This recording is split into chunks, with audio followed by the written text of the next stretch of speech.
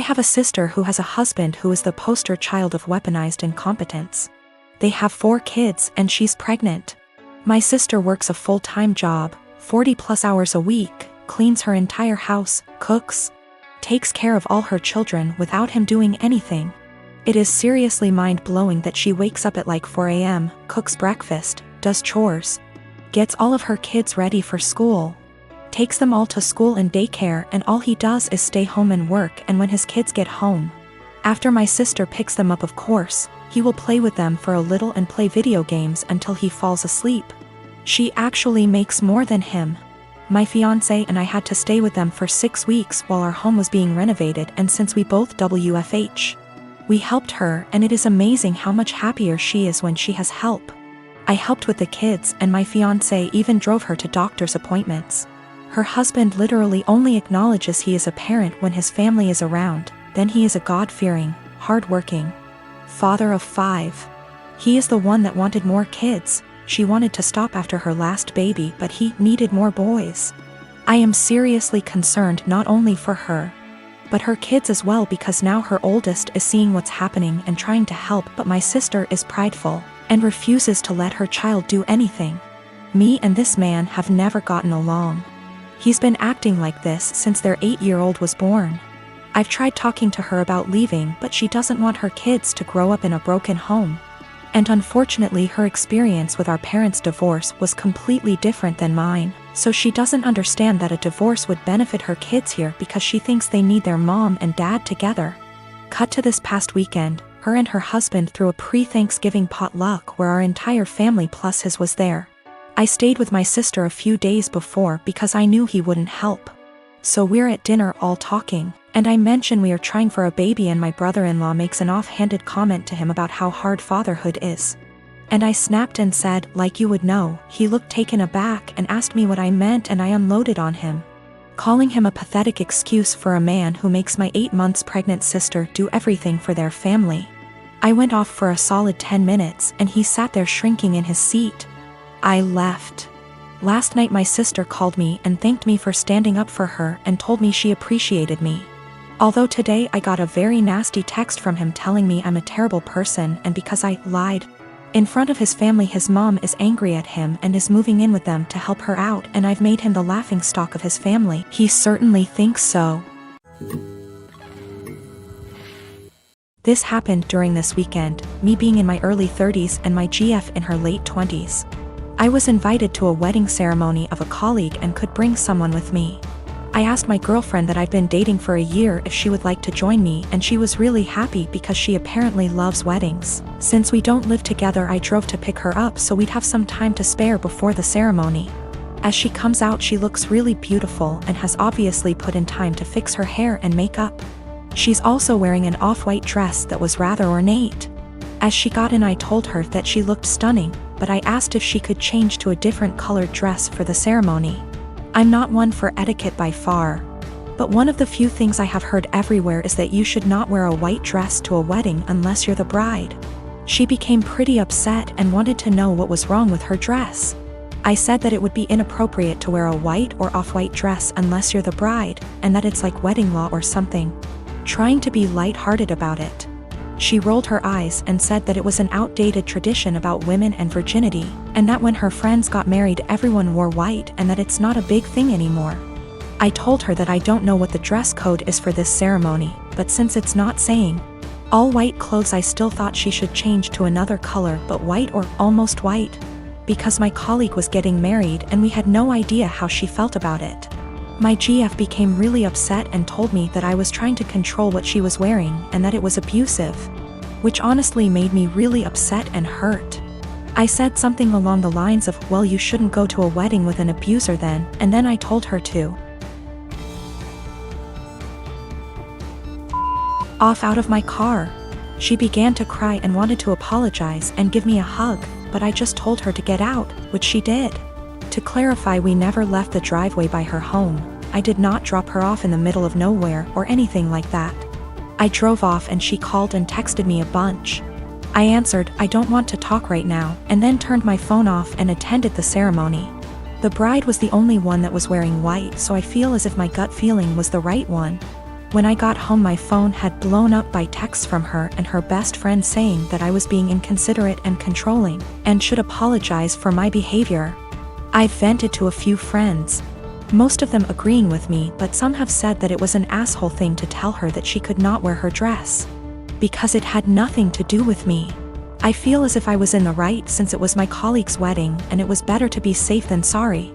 But I'm also not sure if I was being an asshole about the situation. My girlfriend found out about the thread, don't know if she knew my handle, or just found it, and we talked over the phone. She apologized and I apologized, and it was a pretty good talk. She asked if she could come over, and I said no and that it would be best for us to go our separate ways. She got upset and asked why I wouldn't even try to work it out. I basically just said good. Bye. And then she said my was small, which actually made me laugh after what had been a pretty mature conversation, and then she hung up. I'm pretty sad about it. She really made me feel happy. I was hurt, but if she did think I was being abusive, it would be the right thing to do. And if she did not think I was being abusive and said it anyways, I would not want to be with her. So anyways, I think things worked out for the best for us both. My sister Amanda never met her bio mom. My dad raised her alone until she was barely 1. My dad and my mom got married in 1992. Amanda knew that my mom wasn't her bio mother. She started pressuring my dad for information on her mom when she was around 17. My dad always gave her vague answers and refused to talk about her bio mom, which put a strain on their relationship. Enters our uncle and revealed the family secret. Apparently, Amy's mom wanted an abortion. She was 19. But my dad and his parents were able to bribe her. They offered her money if she followed up with the pregnancy. And she accepted. My grandparents sold one of their houses and gave her half of that money to Amy's mom when the pregnancy was viable. And the other half she received when she waived her parental rights over Amy to let my mom adopt her when she was 4. My uncle wasn't supposed to tell her that. My grandparents were furious. Amy stopped her crusade to meet her bio mom, and her relationship with my dad went back to normal.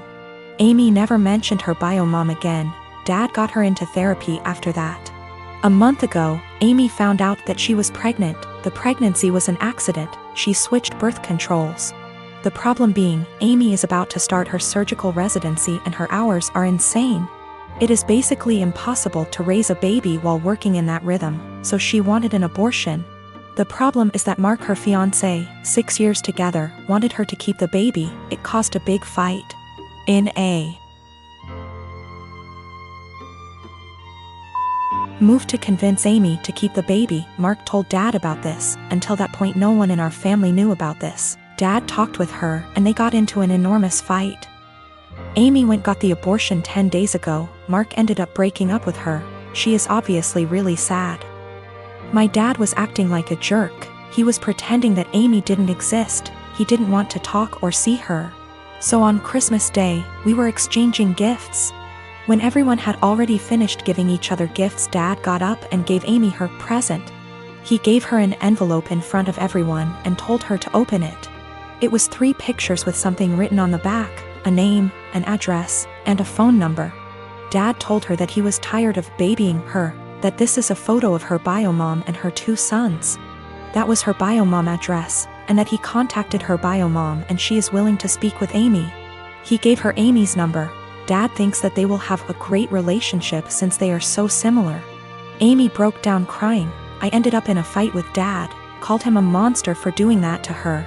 He just said he was just tired and left. We ended up leaving and she spent the rest of Christmas crying on my shoulder. She is a mess since that.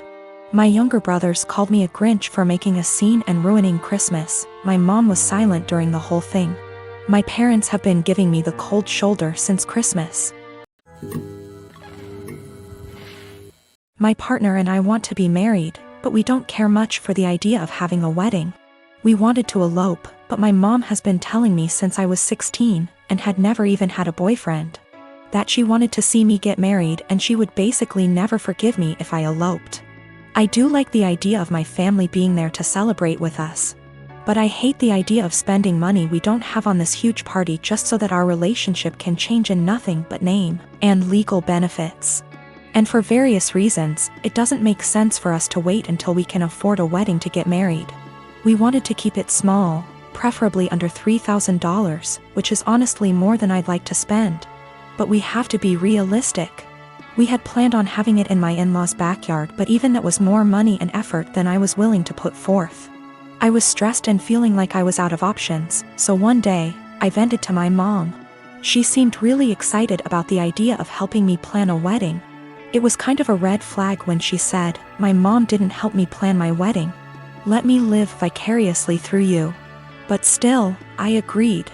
She seemed really excited to help me find a venue. I was not excited, because I have not been excited about one single step in the wedding process, and I just want it to be over. About a week later, I found out that this really great park in our city that my partner loves does weddings for an extremely small fee. I emailed the event coordinator and found out that the date we want is available. I told my mom, and her reaction was, "So I guess you don't need my help finding a place, then?" And every time I talk about it, she says the same thing. She has always talked about how shitty it is to guilt trip someone, but I feel like that's exactly what she's trying to do. I honestly can't tell whether or not I've done something wrong. Like, I'm not sure if I implied that I would only get married in a place she helped me find. I don't feel like trying to take action on my own wedding is that great of an offense, but I can tell she's upset. I want to make her feel better, but at the same time, I don't want to change our plans again just so that she can feel involved.